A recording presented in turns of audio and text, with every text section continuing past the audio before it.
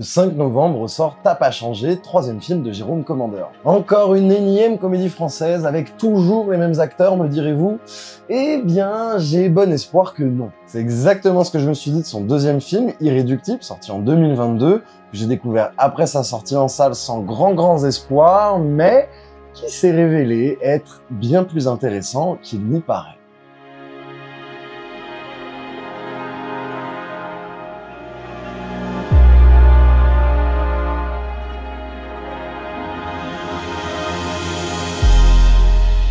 Dès le premier plan du film, on nous projette dans un décor typique du film d'aventure. Jungle tropicale, une voiture, mais la voiture tombe en panne. Et en 1 minute à peine, le film nous pose sa note d'intention et les mécaniques qu'il va utiliser pour nous raconter son récit. Construire une attente épique autour d'un élément et nous la casser pile au bon moment pour créer le gag. Et que serait un film d'aventure sans sa tribu perdue du fin fond de la jungle? Notre héros va alors se faire capturer par les Quechuas, une tribu locale d'Équateur, et pour pouvoir s'en sortir, Vincent Pelletier va devoir prouver qu'il a un cœur pur en nous racontant son histoire. Et c'est plus qu'un simple et surfait « Vous vous demandez sûrement comment j'en suis arrivé là ?» C'est un parti pris de narration qui va permettre deux choses très importantes.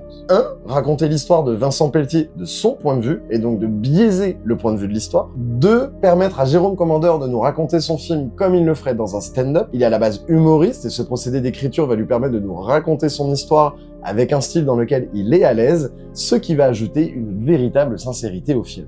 Vincent n'aura pas encore opéré sa transformation au moment où il nous raconte l'histoire. Transformation. Exactement, c'est ça, c'est... il a l'oreille, hein, il est pas chef pour rien. Transformation. C'est dingue, hein, vous le dites bien en plus. Ce qui va permettre au spectateur de voir à quel point il ne se rend pas compte qu'il est égoïste et cupide, alors que la vertu et la bonté sont à la portée de ses mains. Irréductible, c'est le remake d'un film italien qui s'appelle Quo Vado, Où je vais dans la langue du général de Gaulle, mais on s'attardera pas dessus sur cette vidéo-là. Parce qu'en fait, Commandeur, il va en reprendre que le concept pour pouvoir y mettre ses messages à lui à l'intérieur. Donc on va vraiment se concentrer uniquement sur du coup ce remake qui est Irréductible. Du coup, son récit, il le commence quand il est tout petit, au moment où il va trouver sa vocation fonctionnaire. S'ensuit d'une ode au fonctionnariat où le personnage nous explique que pour lui, être fonctionnaire, c'est être payé à rien faire. Pour situer un peu, le fonctionnariat français tend à payer les gens pour ce qu'ils sont. Des gens faisant fonctionner l'État. C'est-à-dire qu'on va payer la personne et non pas les tâches que fait la personne. Ce qui s'oppose totalement au mode de travail capitaliste qui tend à monétiser la productivité des travailleurs. On le voit donc adulte, fonctionnaire, délivrant des permis de chasse au nom de l'Office national des forêts et acceptant des pots de vin. Ça a l'air mal parti pour le cœur pur là quand même. En fait, sous prétexte qu'il fait fonctionner la société et qu'il rend réellement service aux gens, il accepte des cadeaux, comme s'il le méritait. Il voit en fait le fonctionnariat comme l'ultime statut social qui le met tout en haut de la pyramide de la société. Et ce statut, la société dans laquelle il évolue le voit aussi de cette manière. Sa femme et ses beaux-parents n'ont d'estime que pour lui que par rapport à sa fonction. Déjà que l'autre soir, j'ai raté ma ratatouille. Votre ratatouille de jeudi dernier coule encore dans ma gorge, Moni. Encore un peu de vin? Ce qui est finalement totalement contradictoire par rapport à l'idéologie du fonctionnariat. Parce que finalement, Vincent, il est pas mauvais en soi, mais il profite des avantages qu'il obtient en faisant partie d'une classe dominante. Il pense même profiter de son statut pour n'assouvir que ses plaisirs personnels, sans voir le bien que son travail fait autour de lui. D'accord, très bien, c'est très gentil, mais il est où le film d'aventure?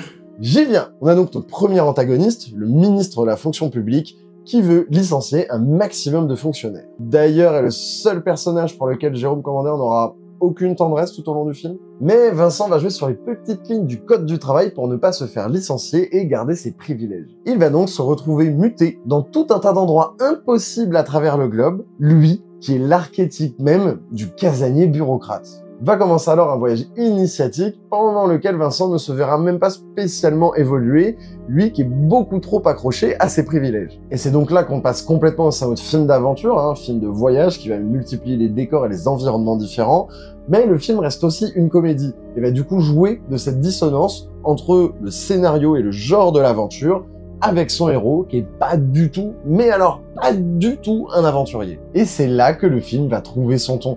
Traiter le fonctionnariat de manière épique, un peu comme le métier d'archéologue d'Indiana Jones par exemple, alors qu'on est face à un égoïste, stupide et matérialiste. Bon, ce serait quand même avoir une dose de courage, bon, c'est peut-être un peu plus de la stupidité quand même, juste un courage de bureaucrate. Et là, arrive un personnage joué par Christian Clavier. Bon, petite parenthèse, j'adore Christian Clavier. Pour moi, c'est un des plus grands acteurs français et ça m'énerve de le voir s'enfermer dans des rôles de réac de droite, dans des comédies bas de plafond. Même si en interview, il semble être ce réac de droite bas de plafond. Mais ça n'enlève pas le talent. Et dans ce film, il est complètement à contre-emploi. Bon, il est toujours dans ce petit rôle de réac, mais dans un autre ton, dans un autre style. Et franchement, moi, toutes les scènes avec Christian Clavier dans le film, c'est un pur bonheur. Ce syndicaliste va alors enfermer Vincent dans ses convictions. Et il le poussera systématiquement à refuser l'échec du ministère, voulant forcer son licenciement. Syndicaliste finalement, lui aussi égoïste et matérialiste comme la plupart des personnages du film en fait. Mais par contre lui, il s'est totalement enfermé dans ses privilèges, et de manière plutôt définitive d'ailleurs, et profite pleinement de son statut social, qui est d'ailleurs bien plus confortable que ses collègues travailleurs. Je suis en réunion. Non, mais c'est très important. Ok, bon, allez, attends. Je prends ma pause, vas-y, je t'écoute. C'est lui qui va donner le tips à Pelletier pour qu'il puisse conserver son statut et ne pas se faire licencier, accepter de se faire muter dans des endroits impossibles, comme il dit. Et en fait, le personnage, en apparence, va agir comme un allié de Vincent, mais en vérité, on est bien là sur le deuxième antagoniste du film. Dieu aussi était fonctionnaire. Ah bon? Mais oui, c'est les autres qui ont fait tout le boulot. Et c'est lui qu'on remercie. Et maintenant, le film va nous introduire la troisième et la principale antagoniste du film, Isabelle Bayancourt, qui va du coup lui proposer un premier chèque d'indemnité de 19 000 € pour qu'il puisse partir de la fonction publique. Ce que bien sûr, Vincent refuse. Commence alors un petit jeu de guerre entre les deux, qui va céder en premier. Quand je dis qui va céder, surtout est-ce que Vincent va céder? Parce que lui, il s'en rend pas compte à ce moment-là, mais sa quête, elle est vaine. À aucun moment, il retrouvera son emploi de base et sa situation de base. Bon, à ce moment-là, il le sait pas encore, mais surtout nous, en tant que spectateurs, on se demande à partir de combien d'euros il va accepter de partir, en fait. Le personnage d'Alice Bayancourt va en fait représenter la face sombre du fonctionnariat. Travaillant directement pour le ministère, elle ne rend service à personne. Elle fait fonctionner l'État, mais elle fait surtout fonctionner la carrière du ministre en question, qui lui, n'agit que dans son intérêt personnel. Alors qu'en tant que ministre, il devrait justement servir les intérêts du peuple. Mais au lieu de ça, il supprime l'emploi de plein de petites gens juste pour avoir un meilleur ministère que celui qu'il a actuellement. Et Isabelle, qui est juste en dessous de lui, elle est totalement déshumanisée dans son travail. Et ne se voit valorisée que par sa productivité. Ce qui, encore une fois, est complètement contraire à l'idéologie du fonctionnariat. Et dans ce film, la productivité en plus, c'est de mettre au chômage un maximum de personnes. Vincent va alors pouvoir commencer sa palpitante quête initiatique en étant muté d'abord au fin fond des Pyrénées, puis à Mulhouse, puis dans un centre de rétention pour migrants du nord de la France. Au fur et à mesure, le chèque augmentera jusqu'à 35 000 €, mais Pelletier, lui, va résister. Il ne signera pas le chèque. Bayancourt, de son côté, ne pensera qu'à sa carrière. D'un autre côté, la pauvre, j'ai l'impression qu'il lui reste que ça dans son boulot, comme dans sa vie. En fait, elle va viser un poste au ministère de la Défense, mais en sera empêchée tant que Pelletier ne sera pas viré. Ce qui la motivera à virer Vincent, coûte que coûte. Pensant lui mettre un ultime coup de pression, elle va le muter au Groenland pour protéger des chercheurs des ours polaires sur la banquise, dans une région où en plus, le jour comme la nuit dure 6 mois. Et c'est là que l'aventure commence réellement. Et le film profite de ce voyage au pôle Nord pour nous offrir des plans qu'on aimerait voir plus souvent dans des comédies françaises. Et des plans qui, pour le coup, vous le voyez par vous-même, permettent vraiment au film d'intégrer des codes propres au film d'aventure. C'est-à-dire d'avoir des environnements variés, qui nous sortent de notre quotidien, qui nous font rêver, quoi. Vincent, lui, il voit vraiment ça comme une malchance. Mais par rapport à son sens de l'honneur, et dans le but de garder ses privilèges, il s'entête à refuser de partir, mais du coup va réellement subir cette mutation. Finalement, s'il y a bien un truc qu'il déteste, finalement c'est de travailler dehors, et pas sagement à rien faire derrière un bureau comme il pensait le faire en étant fonctionnaire. Et en plus, le métier qui lui est attribué, là, protecteur contre les ours polaires, c'est véritablement un métier qu'un vrai héros de vrai film d'aventure pourrait avoir. Mais c'est ça qui va être chouette. Vous commencez à comprendre un peu les mécaniques du film, on va bien sûr se servir de cette dissonance pour pouvoir créer la comédie. Alors qu'il tente une ultime parade pour s'en sortir, en essayant de tenter l'inaptitude psychologique pour ce travail, Vincent va finalement vouloir rester dans ce boulot. Mais pour les mauvaises raisons. Et cette raison, c'est Laetitia Dush, ou plutôt son personnage, Eva, dont il tombe immédiatement sous le charme et qui est tout le contraire de Vincent. Courageuse, intelligente, libre, idéaliste et ayant une véritable vie d'aventurière. Une histoire d'amour va naître, malgré l'immense décalage qu'il y a entre les deux personnages. Surtout que contrairement au passé de Vincent, Eva, elle a un passé qui est bien rempli. On apprend donc que c'est une mère célibataire parfaitement épanouie avec ses 3 enfants, dont tous les pères sont différents et issus de ses nombreux voyages à travers le globe. Et elle est même en bon terme avec tous ses ex. Eva mène véritablement une vie sans souffrance, en dehors des codes classiques et même en dehors de toute idée de statut social. Elle se base sur des valeurs de vie qui sont avant tout humanistes, progressistes et mondialistes. Tout, mais alors tout le contraire de Vincent là-dessus. Bon, on se rendra compte qu'ils partagent le courage entre eux, mais comme vous avez vu dans le film, là, le courage de Vincent, il est pour l'instant très fluctuant et très situationnel. Et là, clairement, on est sur un de ses pires moves du film. Il va mentir sur la personne qu'il est. C'est-à-dire que il va faire croire justement à Eva que lui aussi c'est un courageux chasseur d'ours et non pas un bureaucrate acariate et casanier comme il l'est réellement. Et tout ça, il va le faire dans le seul et unique but de la pécho. Ouais, bon, on est encore bien loin du cœur pur, ça, c'est clair et net. Alors oui, je te le fais pas dire, mais finalement, en s'enfermant dans son mensonge, et en fait, il va quand même vraiment le faire, ce métier. En fait, ce qui ressort de Vincent à travers le mensonge, c'est paradoxalement toute la bonté qu'il a en lui. C'est un homme profondément gentil, mais qui l'ignore. Eva, finalement, se fait pas véritablement berner par le mensonge de Vincent, parce que je pense qu'elle voit vraiment le mec bien qu'il y a en lui, mais la seule personne qui voit pas le mec bien en Vincent à ce moment-là, c'est Vincent. Parce que, au final, au niveau de sa quête, on peut quand même se dire que Vincent, il a raison. Il veut juste pas se faire écraser par un système qui veut lui reprendre ses privilèges. Et en plus, là-dessus, en fait, il est un meilleur fonctionnaire que Bayancourt, le ministre ou le syndicaliste, qui, eux, se gaffent complètement de leurs privilèges et de ce système. Et comme je disais, contrairement aux 3 antagonistes, Vincent, avant tout, il est courageux. Il faut juste qu'il puisse appliquer son courage à l'ensemble de sa vie. Et pas que dans le but de garder ses privilèges. Et avec ce sujet de fonctionnariat et ce personnage de Vincent Pelletier, ça aurait été très facile de tomber dans la comédie acide et cynique. Mais ce que je trouve fou dans ce film, c'est la tendresse avec laquelle Commandeur traite son récit et ses personnages. D'ailleurs, son spectacle de 2018 qu'il a fait juste avant le film, il s'appelait carrément Tout en douceur. Le fond de commerce de Jérôme Commandeur, c'est la tendresse. C'est de poser un regard drôle et bienveillant sur le monde.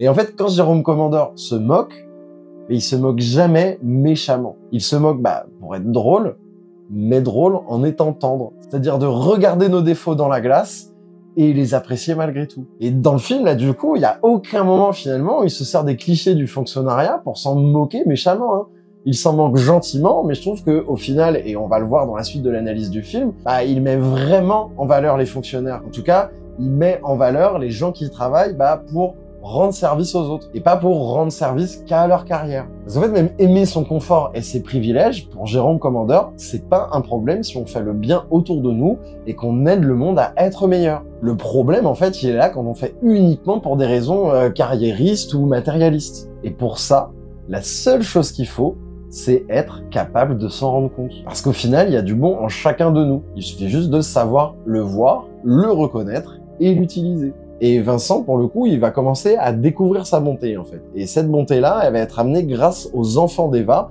et à la vie de famille, en fait, qu'ils vont mener tous ensemble. Ce qui lui permettra de commencer à faire des choses pour la première fois de sa vie, pour d'autres personnes que pour lui-même. Mais le film n'est pas terminé, et en attendant, on sait toujours pas ce qu'il fout en Équateur, et du coup, là, l'intrigue du film va le rattraper. Le coup de sa nouvelle vie au Groenland va sortir dans la presse, et ça va faire scandale. Le ministre va avoir sa trogne dans toutes les unes de journaux, et va du coup faire pression sur Isabelle pour virer cet ultime fonctionnaire qui coûte extrêmement cher à l'État parce qu'ils n'arrivent pas à le licencier. Extrêmement cher, selon le ministre, vous avez compris. Et après une nouvelle tentative de licenciement avec un chèque cette fois-ci de 40 000 €, que Vincent va bien sûr refuser, va occasionner une nouvelle mutation. Et là, je peux vous dire que Bayancourt, elle compte vraiment le faire céder avec cette nouvelle mutation.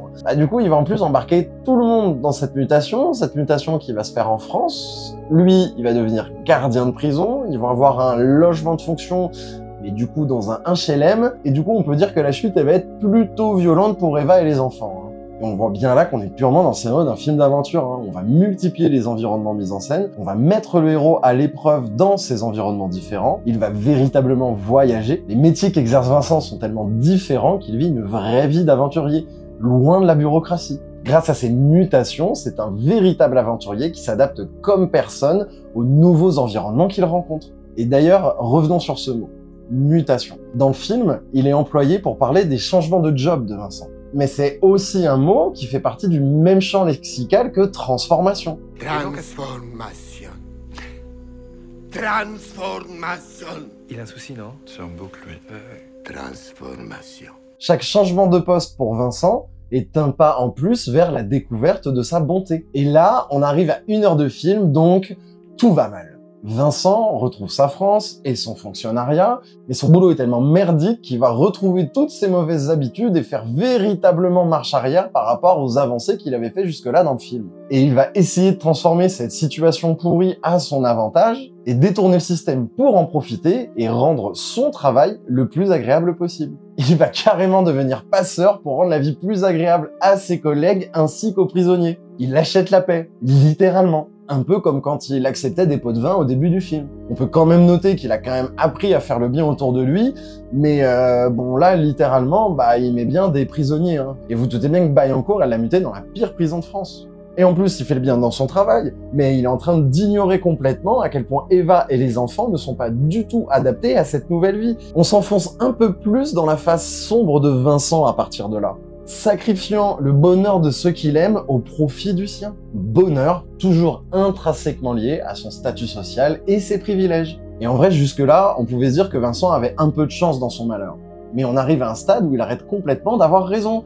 Qu'il prenne son chèque de 45 000 €, dont Eva se fout complètement, soit dit en passant, et qu'il retourne vivre sa meilleure vie loin du fonctionnariat avec sa famille. Là où l'entêtement de Vincent avait quand même un côté rigolo, ça devient complètement tragique, voire complètement toxique. Et il arrive ce qu'il arrive. Eva va finir par le quitter. Mais finalement, il accepte de tout plaquer pour la suite. Et non, c'était du mytho. Et oui, le procédé de narration où Vincent raconte l'histoire lui permet de mentir directement au spectateur. Parce que l'histoire qu'on regarde depuis tout à l'heure, c'est une fiction dans la fiction. C'est l'histoire de Vincent racontée par lui-même. Même s'il nous dit la vérité, on a le chef Quechua pour s'assurer qu'il dise bien la vérité, vu que lui détecte vraiment quand il ment. On se doute bien qu'il arrondit les angles, qu'il emballe les choses, qu'il se présente sous un meilleur jour, en tout cas meilleur qu'il l'est réellement. Et c'est d'ailleurs aussi à ce moment-là du film qu'on comprend que quand il raconte cette histoire-là, il a pas encore fait sa rédemption, il a pas encore le cœur pur. Ce qui rajoute, on va dire, une sorte de suspense, parce qu'on se dit, non, clairement, là, à ce stade, mec, les Quechua, ils vont juste te cramer et tu vas jamais passer la tribu. Hein. Eva, loin de lui, va lui apprendre qu'elle est enceinte. Et c'est aussi comme ça que nous, on va comprendre pourquoi il est en Équateur. Il est en Équateur pour pouvoir aller à la rencontre de son enfant. Le chef de tribu va alors lui dire qu'il n'a clairement pas le cœur pur, hein, qu'il a passé une vie misérable, ne pensant qu'à ses privilèges. Et que du coup, il compte le brûler. Mais il ne va pas le faire parce que selon lui, avoir un enfant peut changer un homme. Et du coup, il va laisser passer Vincent en se disant que va y avoir un espoir qu'en rencontrant sa fille, Vincent va enfin pouvoir voir tout le bon qu'il a en lui. Le film rentre alors dans sa phase finale, une partie qui n'est plus racontée par Vincent, où il va enfin pouvoir terminer sa quête initiatique. Arrivé devant Eva, il tient son enfant dans ses bras qui ne peut pas bénéficier de vaccin au vu de la précarité du couvent dans lequel il est né. Il va alors se comporter comme un connard en exigeant que son enfant profite du vaccin alors que personne dans ce couvent ne peut en profiter. On ne soupçonnait pas le personnage aussi horrible, ce qui est normal finalement. Là, on a bien la confirmation que Vincent arrondissait clairement les angles dans son histoire. On prend bien toute l'ampleur de son égoïsme et de sa suffisance. Mais bon, c'est le déclic qu'il lui fallait. Il accepte enfin son chèque de licenciement en le renégociant tout de même à 50 000 € et en donne l'intégralité au couvent. Il en aura fallu du temps pour qu'il s'approche un petit peu du cœur pur, celui-là. Il profite toujours de ses privilèges, mais pour en faire don aux autres, pour se rendre enfin pleinement utile à la société. Il devient enfin un vrai fonctionnaire en quittant la fonction publique, qui, elle, fait tout pour déshumaniser ses travailleurs. Bon, finalement, le film, il nous dit quoi? Il nous dit que le fonctionnariat, en séparant le travailleur de sa productivité, permet aux citoyens de se rendre utiles à la société et rendre service à autrui. Car toutes ces belles valeurs qui constituent Vincent, il les a appris finalement grâce à la fonction publique. Et aussi particulièrement grâce à Eva, mais qu'il a rencontré dans la fonction publique. Il fait tourner le monde, il le fait fonctionner, mais en l'améliorant, en le rendant meilleur. Enfin meilleur, comme il peut. La fonction publique, elle, ne change plus. Pas en bien en tout cas. De son côté, Bayancourt va avoir sa promotion, et le ministre, lui, continue de grimper les échelons. Ça donne presque au film une fin douce amère. En fait, c'est un film où le gentil gagne, mais les méchants aussi. Et c'est surtout un véritable film d'aventure au sens le plus strict du terme. Sauf qu'au lieu de nous parler de trésors perdus, on nous parle de boulot. Vincent est un mec lambda qui va se retrouver aventurier malgré lui, ignorant tout au long du film la quête qu'il est en train de mener. Le fonctionnariat et tout ce qu'il implique, en bien comme en mal, permet au personnage de trouver la bonté qu'il a toujours eu en lui. Mais finalement, on est bien le produit de son environnement, et finalement cette société, ce système, faisait ressortir ses pires défauts. Se voulant aussi être une comédie, le film va toujours jouer sur ce ton héroïque-comique qui consiste à traiter un sujet banal de manière épique pour créer le rire. Et comme toute bonne histoire d'irréductible traversant le monde pour le rendre meilleur, le film se termine sur un banquet.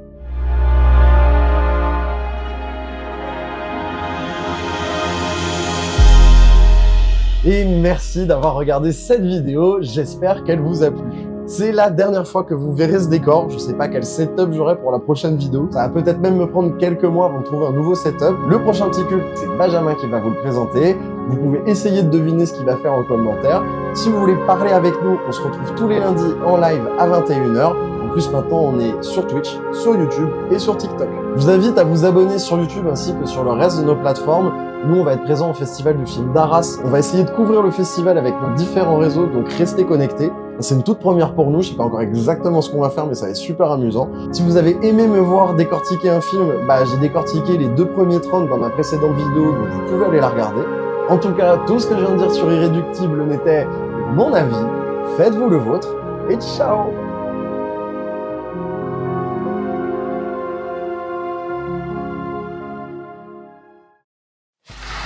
Free audio post-production by alphonic.com.